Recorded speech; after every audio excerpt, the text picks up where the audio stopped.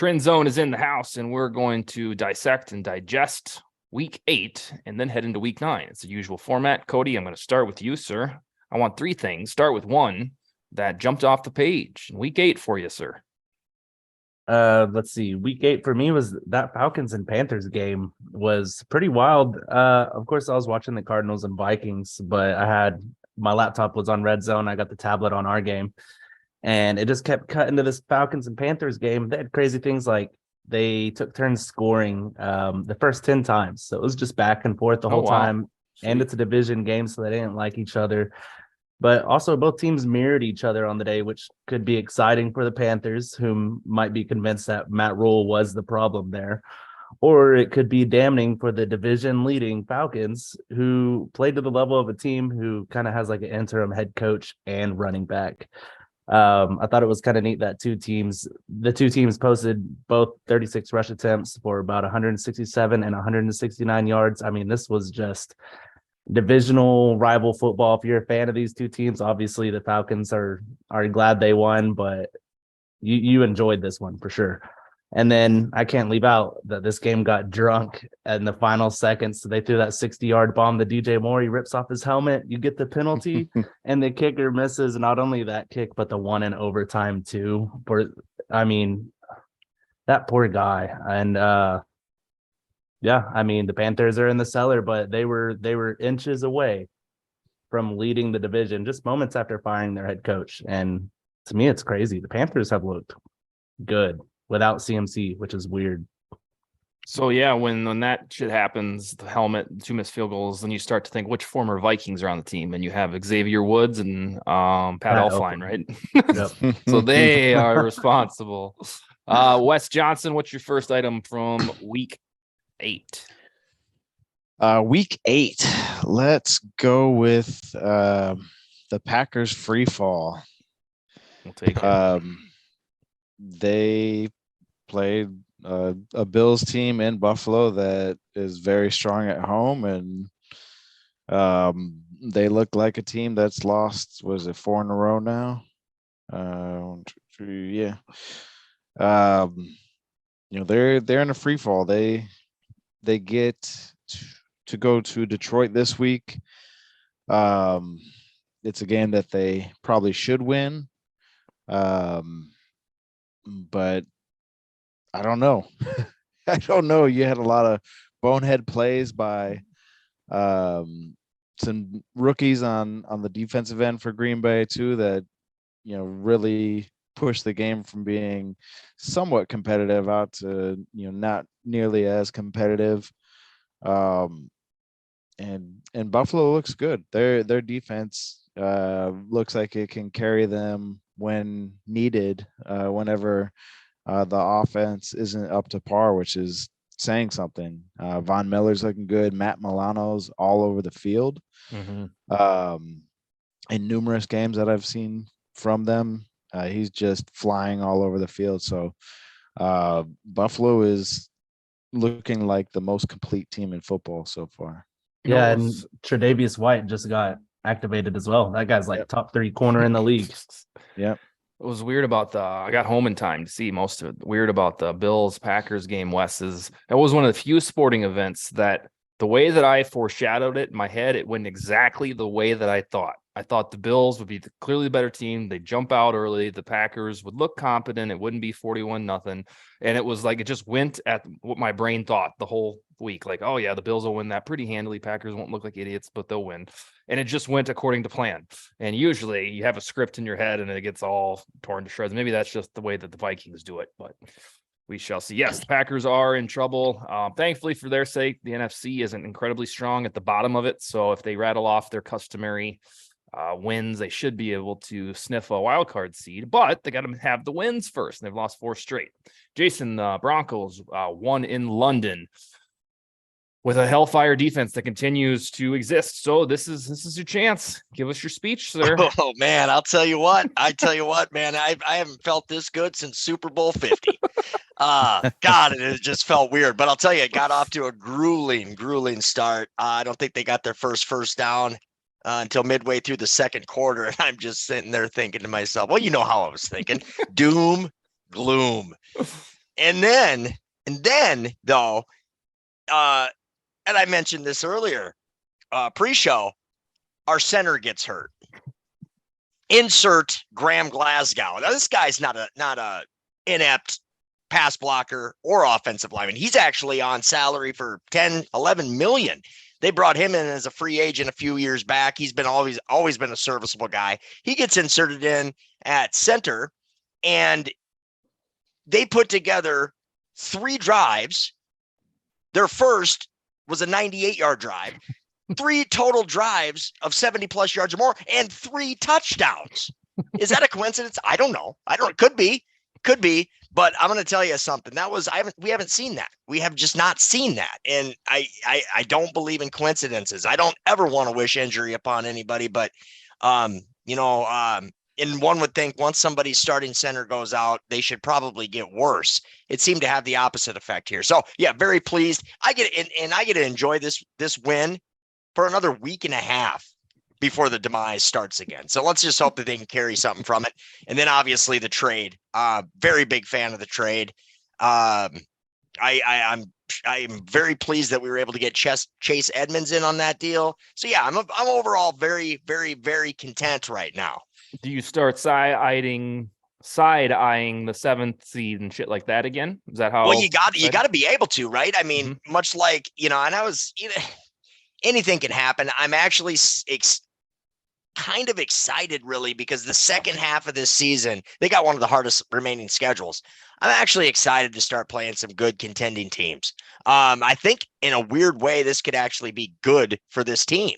I don't know why, and that's probably the most ludicrous thing most people have ever heard, but I'm excited to get out of the bye and play the 5-2 Titans. Will they be 6-2 at that point in time? Maybe. But even if they're 5-3, I'm ready for them. This brand of Titans will eternally be the good team that nobody's as scared of. So just like they are every year, it seems yep, like, yep. But when we are very suspect to the run. So I would assume, though, unlike previous games, they will focus heavily on the run this game. At least they damn well better. So it's a winnable game. It is. My first one is the mere fact that the Rams, Packers, and Bucks are all not just in talking point trouble. They're in serious trouble. And I don't think many folks had the Eagles as good as they were and in the Super Bowl, blah, blah, blah, before the season started. But I think most had one team from the Rams, Packers, and Bucks, and they are all in danger. The Rams are 3-4 because they just can't beat Kyle Shanahan unless it's a fluke NFC Championship game. The Packers, Wes spoke about them, 3-5, and the same with the Bucks. And nobody had all 3 of those teams playing like shit, and that's what they're doing. And we are almost, we are to November, so not all 3 of those teams are going to make the postseason. They'll be lucky if one does. So for a broad bird's eye, that is a mammoth development. Cody, what's your next one? My next one is the Cardinals and Vikings game. I actually had some time to sit down and watch every play of this. I kind of was in and out the last 2 weeks before that. Of course, we had the bye as well.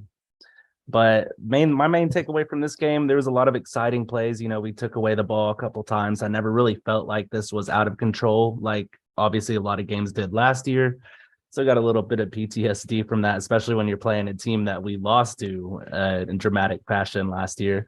Especially when you see Kyler Murray running around like he was. And then after he started stumbling around instead, I knew it was done. And that's what's refreshing about this team this year is we play up to a talent level instead of down to a talent level. We come through in a lot of those clutch points that we could have come through last year and we didn't. I think it's a culture thing. The team feels great. You got people jumping on. The Pat McAfee show has been on us like crazy for a couple of weeks now, which is awesome because Aaron Rodgers is on there every Tuesday. So he has to listen to Pat talk about how the Vikings are a fun team and how they're about their weapons. I do want to say right guard for me, Ed Ingram. He's kind of concerning me with a couple of his pass blocking efficiency stats. He's been a decent run blocker, but he was getting blown up. Albeit it was against JJ Watt, but still it's not something you like to see because we're going to be seeing a lot worse than JJ Watt whenever important football in January starts. And then, of course, I can't also it's not last week, but we did have Irv Smith go down with an injury, and we got TJ Hawkinson. And I think that's just going to add another dimension that our tight end 2 months has been having to fill. And he's been doing pretty decent, but he's not a world burner, and TJ Hawkinson is one of those guys that I think if he is not elite at his position, at least in comparison to the other guys at the top, he can be. And that was evidence earlier in the year when he went for like 180 yards. And so I'm excited to see him in a full-time role that we have been waiting for Irv Smith to fill ever since Kyle Rudolph left.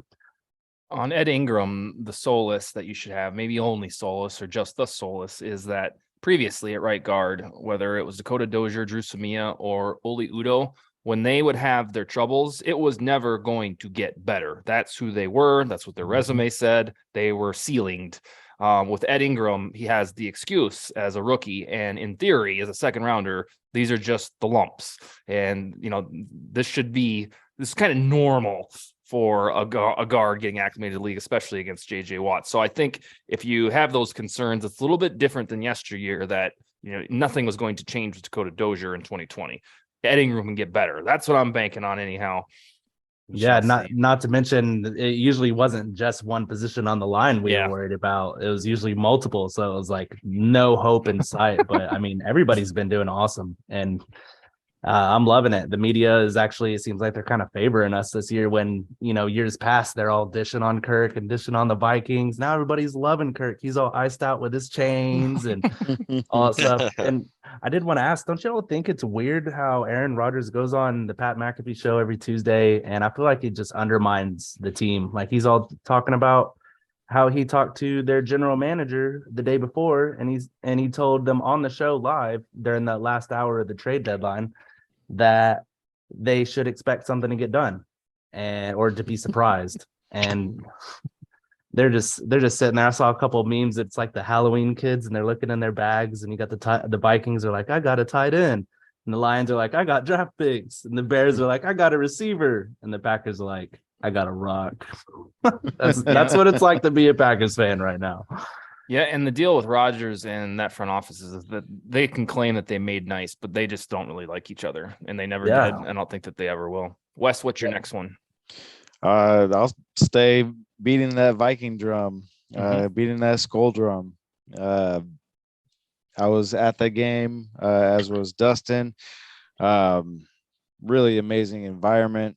Yeah, the mullets were awesome too, by the way. Oh yeah, absolutely incredible. I need to look one of those up online or something. Those mullets are awesome. Jared Allen was inducted into the Ring of Honor.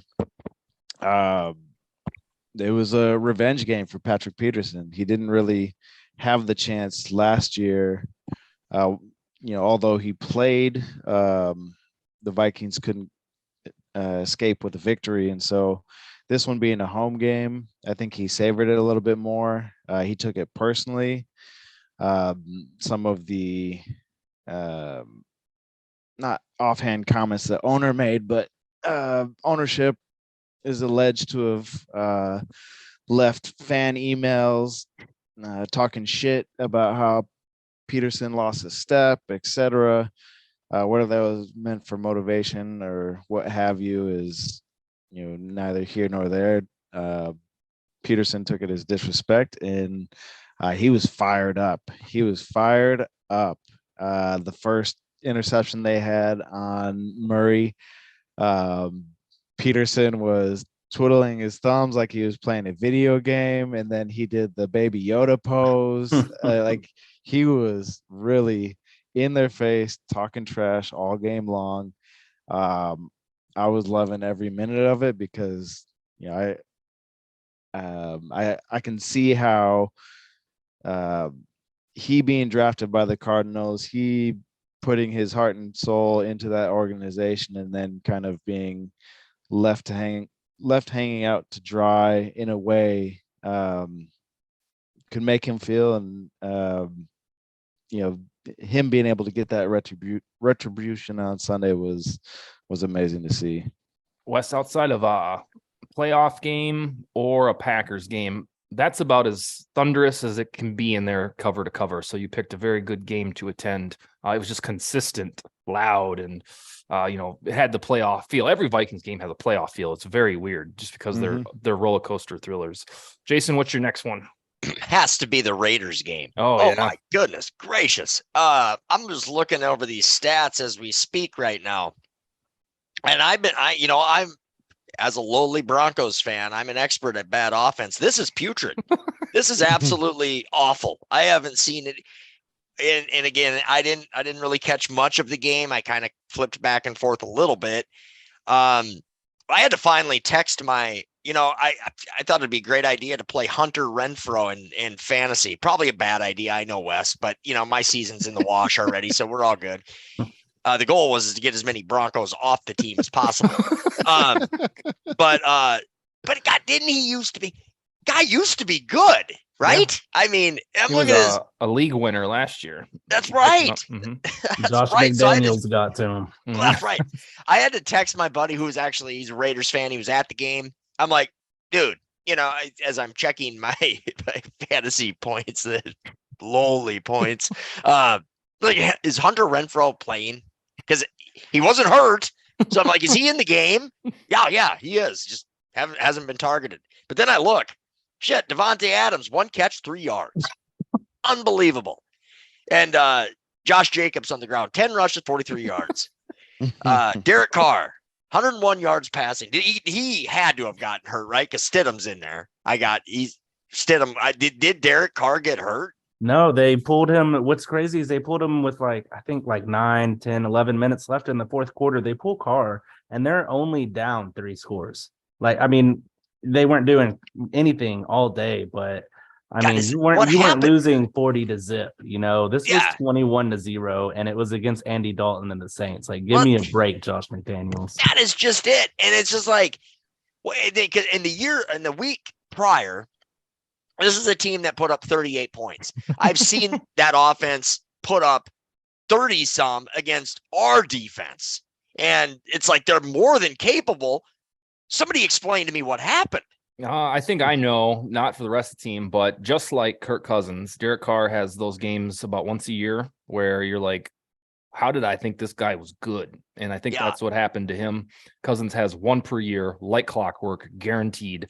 And I don't know why it was against the Saints that Carr had one. But yeah, it's what separates those 2 guys from being in the top 5 is 1 really stinky turd per year. Yeah, it made me happy, though, to see that because now, Denver's not in last anymore. So that's good. But, I just couldn't believe it. I mean, it's usually you'd think out of all the guys that are on that roster, somebody would have had at least something to point at and say, well, at least he looked good. Fun fact, Jarrett Stidham was my high school quarterback. Really? Is that right? Yeah. I used to catch passes from him in high school. He had a pretty decent completion percentage. I didn't watch any of the game. But the only one that did before too long. The only one that did any good was Matt Collins. He's kind of been good. He's been running ahead of Renfrow, which has been the problem over there. But McDaniels is just doing McDaniels stuff just like he did in Denver. Somehow the Devontae Adams trade ruined both franchises, at least for now. And I love it. I love it. I love every minute of it. And I'll continue to say that until it's not true anymore. Well, we kind of, predicted that a little bit. I mainly because of how I feel about those receivers that are over 30. Yeah. I thought that was a horrible move, but hey. Well, I think the horrible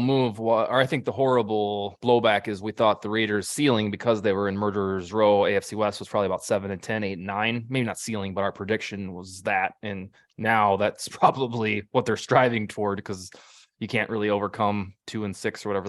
But nationally, it seems like everybody was wrong about the AFC West. And who would have thought? We always get these preseason hypes about, look at who it's the AFC West arms race. They just keep adding these, big name guys. Right. It's the NFC East. Yeah. Usually when AFC West. Usually when we say that collectively as a nation about a division, it usually disappoints. So I'm learning my lesson. When we start doing that again, I'm going to check myself. My next one, conspiracy theory episode. And then I always forget that the Chargers act like the Vikings a lot. in close games. I always forget that until I'm on the couch watching it. So when I make these preseason predictions, I'm like, I never remember that. I'm like, Herbert, I buy into it, and then I look like a doofus. My next one is the confusing messaging coming out of Chicago. They used the trade deadline to get rid of Robert Quinn for draft pick, and then they got rid of Roquan Smith for a draft pick. And then like the next day, they're like, we're sending our draft pick for Chase Claypool, and they paid like a first or a WR1 price, a second rounder for Claypool, who on most teams would be a WR2. I don't understand it. It kind of shows that maybe they are invested in Fields to give them a little help. Finally, they should have made this move in the offseason when they were putting together a bunch of just complete stiffs to play at wide receiver. But now they have Mooney and Claypool, and it might amount to something in time.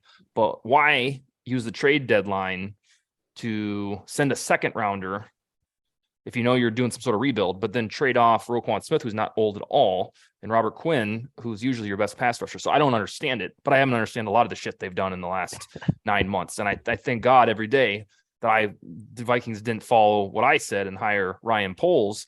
The only reason I wanted Ryan Poles as the Vikings general manager is because I trusted him to fix the offensive line, because he was an offensive lineman at Boston College. And that's why I'm not employed by the Vikings, because I would do stupid shit like that. But yeah, so confusing messaging. I still don't know what they're doing. I'll have to ask our Mr. Baskerville and Alfredo at some point what this meant. Let's see. Final round of things we learned in week 8. Cody. Yeah, I'll piggy onto the trades. This was a record trade season for the NFL, something that me as a fantasy football, especially a dynasty fantasy football enthusiast, I love days like today. I mean, I probably like Chase Claypool more than the last guy. He really is probably just like a super speed tight end and a wide receiver's body. He's huge, but he's not good at going to combat for the ball, like in the air. So it's kind of, I think that's where he lacks. He could open things up for Darnell Mooney to get more of that single coverage. But my favorite thing about that trade was that you have reports that he's going to the Green Bay Packers for like 24 hours, and they just swoop in there. And from how things look, they offered the same thing. But I mean, the Steelers were convinced the Bears are going to be worse at the end of the year, so they took the Bears offer. But to me, I mean, it is just so awesome to see them just squeak by with that trade and steal it right out underneath the Packers. But all types of trades. Chase Edmonds to Denver, I liked that one. We got the free Chase Edmonds. He was one of my guys. Didn't really work out in Miami. Let's see. And then you have Jeff Wilson going down to Miami. I like that move too. And I did actually get to skip. I want to talk about CMC and his 3 touchdown hat trick. That was also awesome over this past weekend. I mean, no Deebo Samuel, and they beat that team, like 40-14 or 31-14, something like that. 49ers own the Rams. But I mean, between the trades and the Falcons, Panthers, Cardinals, Vikings, and the Packers losing, it was a great week. I mean, and for Jason too, the Denver Broncos winning. I mean, week 8 in the NFL was fantastic all the way around. I wish every week could be like this. And let's not to mention, I was just looking through all the different scores and stuff. It seemed to me that scoring was up a bit compared to the previous few weeks. No, the scoring's been down pretty much consistently throughout the year, but there were some big scores this week. On the CMC day in my family league, which is, cousins or my cousins and stuff who know what they're doing, I lost because CMC had that day. I lost by 1.5 points. Ooh. And the rest of his team was poop. And it's one of those leagues where I think I was right at 4-3. So now I'm right in the damn thick of it. Pisses me off. And it was also, I had won by 0.3 something, and then they did the stat correction for CMC like at 6 p.m. that night, and I was like, oh lovely, of course you did. Why wouldn't you? And I'm loving the league that y'all made this summer. Oh I don't know yeah, if you've seen my team recently, but it's pretty scary. I got Keenan Allen coming back from injury. I already got DeAndre Hopkins in the flex and Kamara. It's nuts. Yeah, you got to finish it out. You're certainly the front runner. Yes, I always lose in the playoffs by some awkward miracle from the other team. Wes, what's your final one of week 8? My team is for sale in that league too, just FYI. Imagine if I would have got AJ Brown as well. 'Cause I already had Kamara and Diggs and Cup. I mean, it would have been nuts because I was like 10 points away from setting the record. Just to touch on Chase Claypool, he is 24 years old. The Bears offseason draft pick extraordinaire that a lot of people are saying be hyped for and give him a chance. Wes Jones, he's a fresh, spry 25. So Chase Claypool been in the league 3 years now, and he's still younger than the Bears offensive weapon that they went with. I know they wanted to use Velas in a similar way as Debo. I think Claypool actually fits that role a little bit better for the Bears. But yeah, I also want to piggyback on the CMC Triple Crown. Yeah, it's kind of scary. Like, this is exactly the type of player that Shanahan, I think, wanted. Health will definitely be a factor, but we got to see on Sunday exactly what his offense can do, what he envisions his offense can do with a player of CMC's caliber.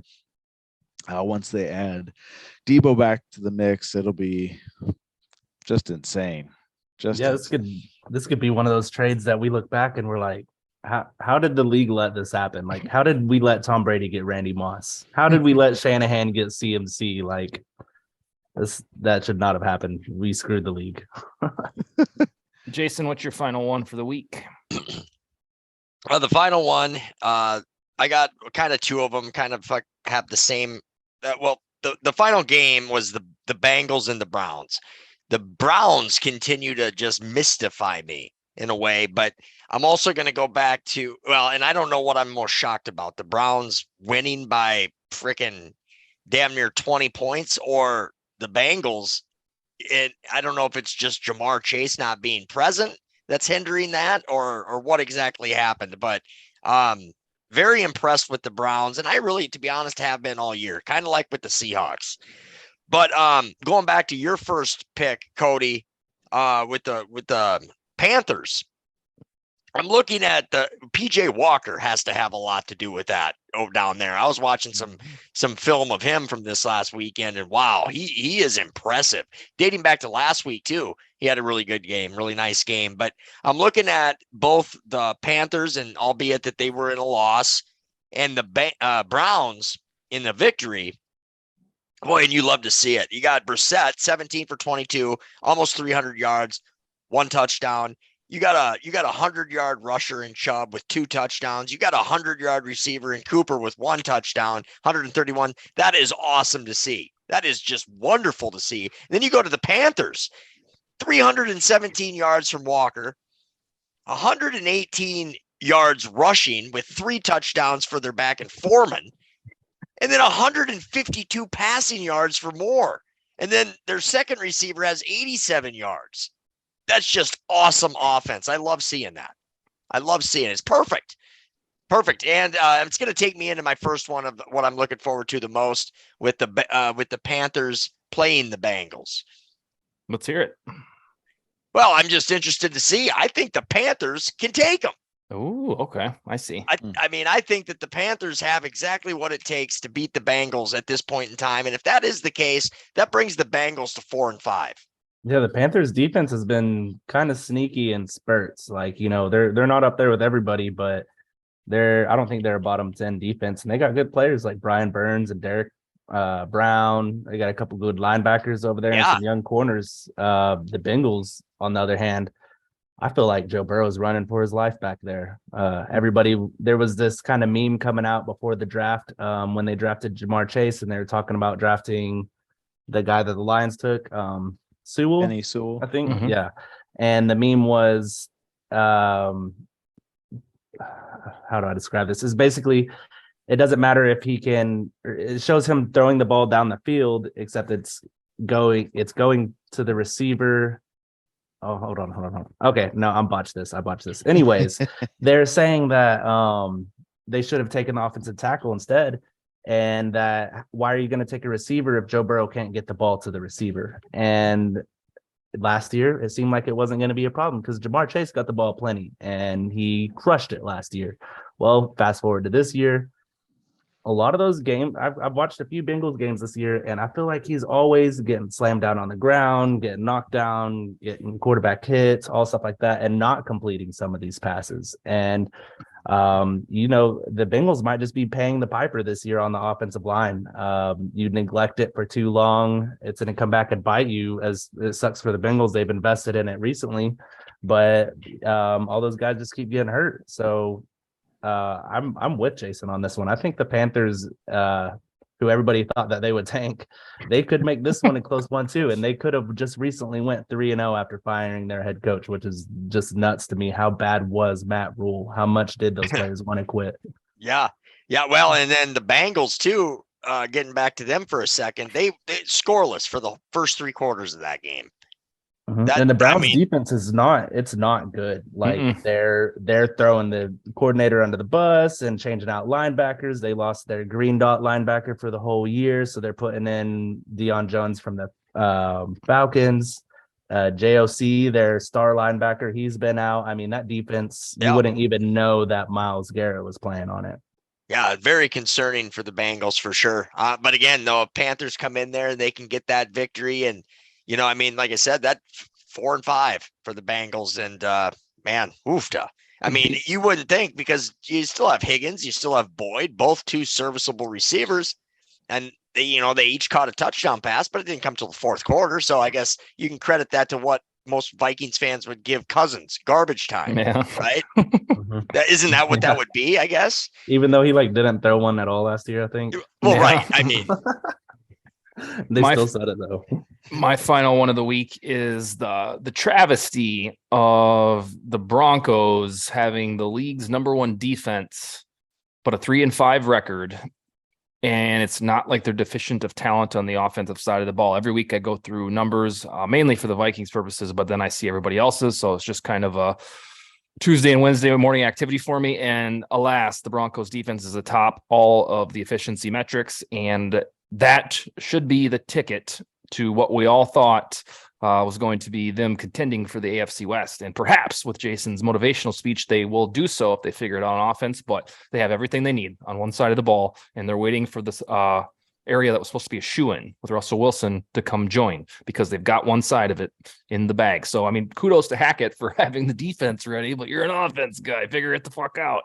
Yeah, for sure. Getting into the next week, this is just a real short sentence or phrase. The loser of Rams Bucks will be dead for 2022, especially the Bucks, because they'd be 3-6. And you keep thinking, oh, they'll turn around. But you get 6 losses, bro. You're getting close to cooked. The Rams would only go to 3-5, but just by the way the schedule makers did things, it's Rams Bucks this week, and it's nearly an elimination game. Who'd have thunk it? Wes, what's your next one for? I guess your first one for week 10. Yeah, I'll piggyback on that same matchup. I think, as crazy as it sounds, the Bucks are best positioned to survive a loss, just because the rest of their division is not that competitive. I know Cody and Jason just talked up Carolina, but Carolina, Atlanta, and New Orleans Saints all have warts, just like Tampa does. So I think a loss wouldn't officially doom Tampa, but it definitely wouldn't be good. I don't see a lot of bite in this Tampa team like we have in previous seasons. Like, if they make the playoffs, I think it'll just be one and done.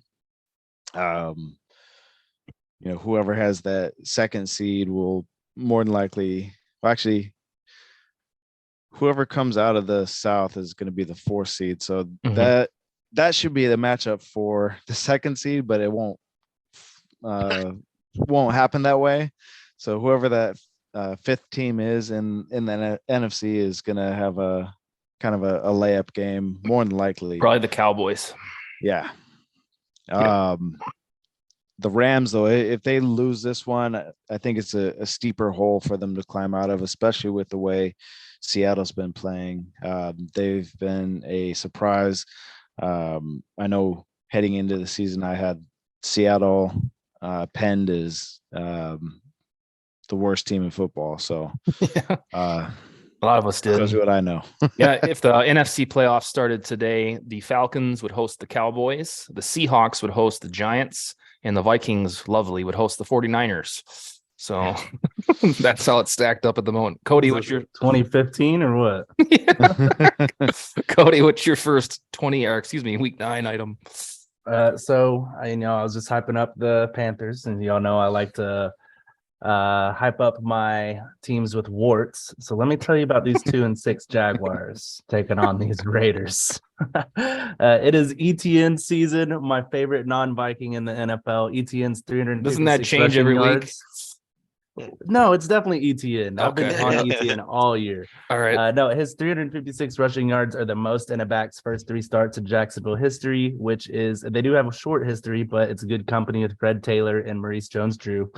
That said, pass defense is killing the Raiders season. Las Vegas struggles to get after quarterbacks, ranking dead last in sacks and turnovers. They are the worst in the league in defending the pass. Start all quarterbacks against this team in fantasy. You see they're playing the Raiders. It doesn't matter who it is. I started Andy Dalton in like 3 or 4 different leagues. He got me anywhere from 24 to 27 points. Start everybody against the Raiders. So they're bad. This is a Trevor Lawrence smash spot. I think Jacksonville can end their 5-game losing streak this week against the Raiders. At the end of the day, both teams are going to be forked. I said last week, whoever lost between the Broncos and the Jaguars, the Broncos in their schedule and the Jaguars in their questionable defense, I don't think the Jaguars could come back from that. And if the Broncos had lost to the Jaguars, I don't think their schedule would have let them come back from that. So at the end of the day, I think coming from this game, both teams should be forked. Stick a fork in the Raiders if they lose this one. I do have the Titans taking the AFC South, but it's all systems go for Travis Etienne. This guy, I talk about him every week, how he's like lightning in a bottle. You don't see very many guys run like this. I'm definitely gonna watch this game. I love my loser teams, and this one should be pretty interesting. Hopefully, the Raiders don't make it as boring as that Saints game was. Jason, what's your number 2 of week 9? Well, I like that one, Cody. I'm going for the Jaguars, obviously, as well. I'm gonna go for the Falcons over the Chargers. It's that time of the year, man. I'm cheering for everybody in the AFC to lose. I mean, I'm still at that point in time. We got to hope for miracles here. But the Falcons put up a good game and beat in what I think a better team than most think is the Panthers. So and then the Falcons are quietly somehow running the ball all over the fucking place, no matter who they have back there. So it's going to be interesting to see how well. I mean, the Chargers. God, I just don't know. It goes back to what you said, Dustin. What are they? What are they gonna? Are they a top 10 team? Are they just not? Do they have too many injuries to overcome? And nobody ever criticizes them. They're like Stafford when he was with the Lions. No, it's because right? their fans are made up, Jason. There's nobody there to criticize them. Well, I mean, that's true, but I mean, Herbert has got this monopoly over the national media, and I get to see all over. Yeah, I get to see him play twice a year, and every game I go into, I'm like, oh God, we got to play Herbert. But then we start playing them, and I realize, well, this isn't so bad. Yep, it's exactly what happened with Stafford. The Vikings played them twice a year, and I think after the initial steam of, oh, this guy's developing well, he's going to be good, I sit down drunkenly on my couch and be like, this guy isn't that good. Why do people keep saying it? Like, just because he turns on the gas in the fourth quarter every now and then, that doesn't. I mean, who cares? Taylor Heineke does that. So yeah. And it's rare you see that actually transpire in a divisional game with him either. You see it a lot in non-conference opponents, but I mean, I don't see him tearing shit up against the Kansas City Chiefs, or even the Raiders, really, for that matter. Nope. I think if they miss the postseason, which is kind of a 50-50 right now, Staley will be canned and they'll try something different. Because he's due for a contract soon. Yeah. And that's going to be a tough one to call too. How much do you pay this guy? And then you look at his overall record collectively as a starter, and you're just like, well, okay, now what? Yeah, I think they'll blame Staley, and then They will. Herbert will get the humongous $250 million. Speaking of the AFC playoffs, I guess an assertion: the Bills certainly look unbeatable now. I'm sure they'll trounce the Vikings in a week and a half here. But I just want to go on record that I am firmly confident, as good as they are from head to toe, I believe the Chiefs and the Chiefs and the Ravens can beat them in the postseason. I don't care where the game's at. It'll probably be in Buffalo, but I can envision a scenario, because it's already happened, with the Chiefs toppling them and Lamar Jackson on a very hot day, or a very good day for him. I think the Bills can be beat. And right now, I think everybody's just kind of putting the crown on them as they're going to win it all, and Josh Allen's MVP, but I don't think they're unbeatable. Let's see who's up. Is that you, Wes? Your second one of week 10, week 9. Damn it! I'm gonna go with the Colts at New England. A couple weeks ago, I think we all said, "Oh, it's the same old Pats team that we are used to. They are gonna sneak and win some games they shouldn't. They're going to take care of business and win the games they should, and they'll find themselves 10-7 and securing one of the last playoff spots." Then they hosted Chicago on Monday Night Football and got utterly embarrassed. That was so weird. Yeah. And so I didn't really know what to expect. And then, they went to the Jets last week, and they handled them pretty well. Is this just Belichick being able to outsmart the Jets like he's done his entire career, or, was there something more to this? And this Colts team, although they've been faltering through the season, I don't really anticipate them putting up much of a fight against the Patriots, especially with the Patriots being at home. But that's what I thought with Chicago. So it'll be interesting to see what happens here. I'm going to give my third one before, just out of turn here, because it's on New England. Yeah, they were left for dead. They look like, I guess the Bears looked a lot better than I thought, and the Patriots chose to have a very terrible night of building where they're usually just thunderous. But now they're gonna win this game. They won last week, and then they'll win the week after that. I think it's the Jets again. So they're going to be 6-4 on Thanksgiving night, playing the Vikings, who will be 7-2 at that time. And then it's what gives? Is it the Vikings finally beat Belichick, which I don't think's happened since 2000. But yeah, I think the Patriots, I don't think we had an obituary for them, but I was uber impressed with the Bears finding a way to win. But yep, they're going to be right there in the mix, because that's what Belichick does over and over again. So that's my final one, but we still have to get to Cody's second one for week 9. Sweet. Back to the Chargers and Falcons game. The Chargers have been underperforming far too often, whereas the NFC South leading Falcons, they've been overachieving this whole time. If the uber talented, albeit injured Chargers actually show up prepared to this one, then they should take home the dub. I do want to give a shout out to the Falcons ground game. It don't matter who they put in there. They're going to run the ball, and they're going to be successful doing it. You don't think of the Falcons offensive line as a powerhouse or anything like that. But I mean, this offense, it's number 6 in points per game. Is that not crazy to you guys? The Falcons offense with Marcus Mariota sometimes completing 13 passes is 6th in points per game this season.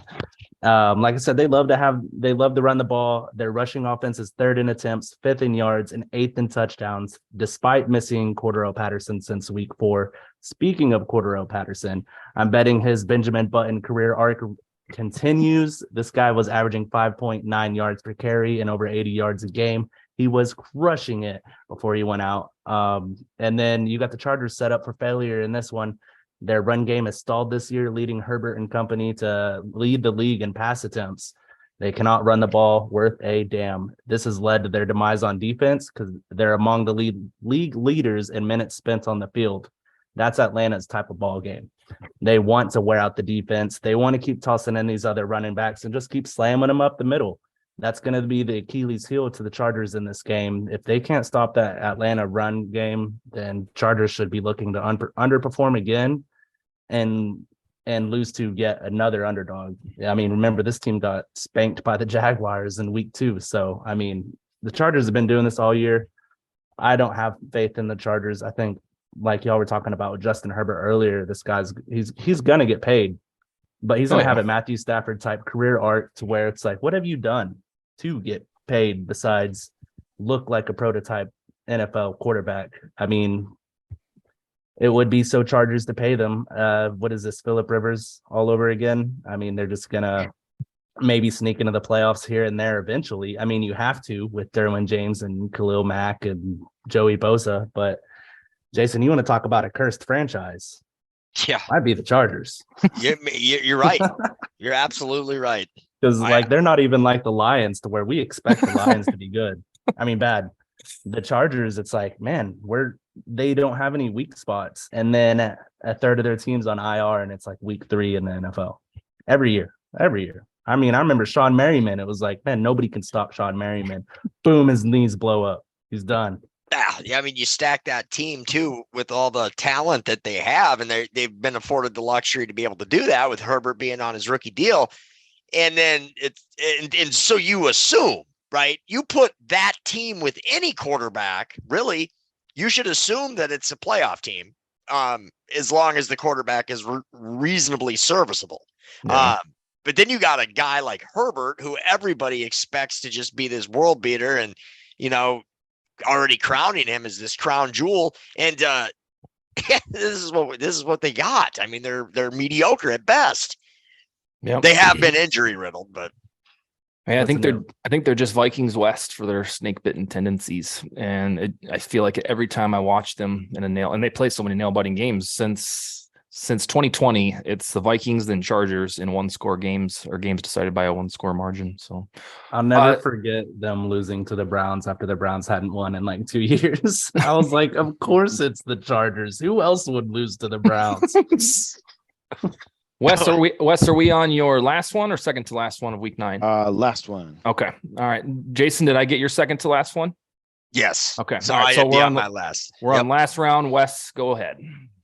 I will go with Monday Night Football, Ravens at Saints. In terms of most of the games this week, I think this one should be one of the more competitive ones. Hopefully we see quite a bit of offense.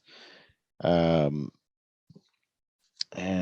we'll just see what this New Orleans team has to offer. Was the Raiders game a fluke, or has this offense and defense turned the corner, or is this the visions of the Saints defense of the past? They are at home. That stadium does get loud. We'll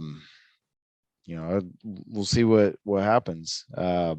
Baltimore and Lamar, they are missing some weapons. Bateman's out for a little while. Andrews is banged up, but this one I'm looking forward to. I'm happy it's on Monday night, and hope it's a competitive back and forth game.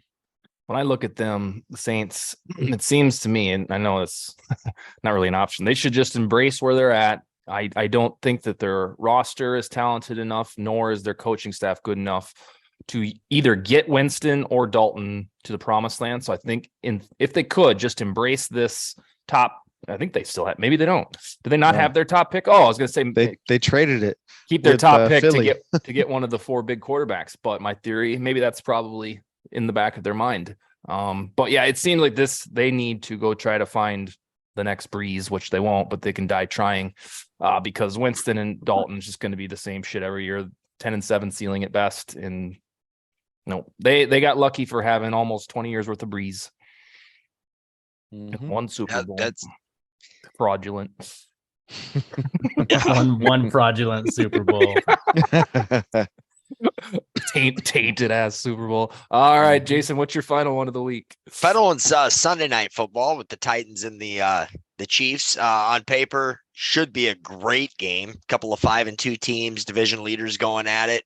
I think we all share the same opinion on the Titans. Always the most horrendous 5-2 team, or good looking team out there. But I'm interested to see. Obviously, I'm pulling for the Titans. If I don't know where they stack. Quietly, they've gotten to 5-2 somehow or another. I mean, I don't think of them or look at them like they're good at all. I mean, but we'll see. I mean, I think it'll be a great game nonetheless. And I was just gonna say, with the Bills, you look at the Bills. I just wanted to piggyback kind of on what you said, Dustin, a little bit about them. They did not. I was watching their game, and everything they do, it looks really, really good. But then at the end of the game, like Josh Allen, I mean, he didn't put up huge numbers, a couple of touchdowns, 220 some yards. But it's like when I was watching him, it's like, man, they can really move the ball well. They're doing great things, but the final numbers don't really tell the story of what I witnessed. And then I watch like the Broncos play, and it's like, boy, these guys suck. And I wonder if that's just my fan bias or my, tunnel vision or whatever, because it looks like even though Russ had better numbers than Allen, it did not look like that by watching the film. Yeah. I mean, I don't know, but I'm gonna pick the Titans this week. Oh wow, man, that would be a big win for them. It was also wonderful in that Bills game. I have to give the shout to Stephon Diggs for keeping alive his hate for the Packers. If you're a lifelong Viking fan, you love to see a guy that you gave birth to and raised and taught to walk still hate the Packers. It's like you learned awesome. Good, grasshopper. All right, final one. Take us off air, Cody. Week 9. Speaking of the Packers, before the Packers, none of us talked about the Vikings Commanders game. I didn't cover it. I think the Vikings are going to nab that one. It's not going to be a big deal. I picked up the Vikings defense in fantasy. Nice. Yeah, I'm not a Taylor Heineke fan. And then so back to the Packers at the Lions. For the first time all season, the Pack found a way to throw downfield last Sunday night against the Bills. These Lions, they're not the Bills. The Packers had one of their best offensive performances against the Bills this season. It was the ground game that spurred this. They rumbled for over 200 yards to open up the pass game for Rodgers and company. And then you switch over to the Lions side of the ball. Outside of 2 games missing Swift and Amon-Ra, this Lions offense has shown an ability to keep up. At week 5, they were the number 1 offense in football. Last week against Miami, they got out to a 21-7 lead before their defense broke. Dan Campbell, listen, this guy's due for a win after starting 1-6. If Green Bay does not carry their momentum from Sunday night, I definitely believe they can get caught once again by an underdog. But the Packers, they should win this game, which brings me to why I'm interested in watching how this one plays out. If they lose to the Lions, I'm gonna lose it. I'm gonna lose it in the best way possible. I'm gonna run up and down my hallway doing a skip and with my hands in the air. If it continues as is, I bet Rodgers retires. I bet he does. Yeah. I'm already kind of thinking he don't play after this. He looks like he's enjoying sitting on his couch podcasting with Pat McAfee, and I think that's kind of the direction they're gonna go. Maybe smoke, drink some ayahuasca or something like that. Throw the entire team under the bus as he does it too. Yeah, and is this not normal? The Packers GM. He's not scheduled to meet with the media until after the season. Is that normal with teams? Is Green Bay? I feel like that's not something that's easily accessible, but I know I feel like every time we do anything, I hear Kwesi, and like to me that speaks leaderships. And then you hear about the Packers GM. I mean, this guy, what is he? The Sith Lord behind the scenes? Like that's kind of what he's seeming like. What's his name again? Oh, you're gonna hit me with that one, huh? Mark Brian Murphy? Gutekunst? No, Goose. Good Kunst. Yeah. But It's some I damn mean, thing. this guy just puts his coach out there on the podium to try to explain why they didn't make any moves. He's your football coach. He just stands up there and looks like he's trying not to cry all the time. But things are in shambles in Green Bay. It's the first time in my life it's been like this outside of the Aaron Rodgers injury, which you don't wish that on anybody. You want it to be, nose on nose football, fair game, and then be bad. And this is the first time it's happened in my life. So yeah, we're gonna hear this every week. And if they lose to the Lions, I'm gonna go nuts on the show next week. I'll put a bow on it that this is also significant for the Packers because it's one of the only easy games they have left. The Packers have indeed, with even Rodgers healthy, they've had a couple seasons where they flirted with 3-4, 4-4, and then rattled off wins to either win the division or get in the wild card. And you think, they'll figure it out. That's what he does. And that's fine if you want to believe that. But this game is one of their easy ones. And so it goes Lions, Cowboys, Titans, Eagles, Bears, Rams, Dolphins, Vikings, Lions to close out the season. Jeez. So they have to win this. They don't have any more grace period because they've dug themselves so deep in this 4-game losing streak. So it's so vital for them if they want a wild card berth. Maybe they don't. Maybe this is how Rodgers finishes out with a whimper. But this is one of their easy games, and it kind of feels like they're susceptible to even losing this one with a desperate, hungry Lions team. And as Vikings fans, we know exactly what a desperate, hungry Lions team is capable of because when they were 0 and blah, blah, blah, 0 and 100 last year, they beat the Vikings in their house. So yeah, now we're having a role reversal with the Packers here. Yeah. All right, that is all of our week 8 coverage. We'll be back to process all the stuff we just talked about, and that will be in 1 week, and we'll get into week 10. All right, gentlemen. Hey, next time we talk, I'll still be enjoying this win. Yeah, you'll give us a motivational speech all over Thank again. God, thank goodness for the bye week. Yeah, and we'll be a little tepid talking about our upcoming game next. Yeah, we'll be all Super sheepish. Bowl preview. Yeah. Gentlemen, that is my Super Bowl preview, actually, though. The Bills Vikes. Yeah. I predicted that shit. Yeah. Possibly You speak the truth. flexed. Yeah. Oh, that would be awesome. That'd be awesome. It should be. By all means, it should be. Would it be awesome with Kirk Cousins? Do we want it flexed?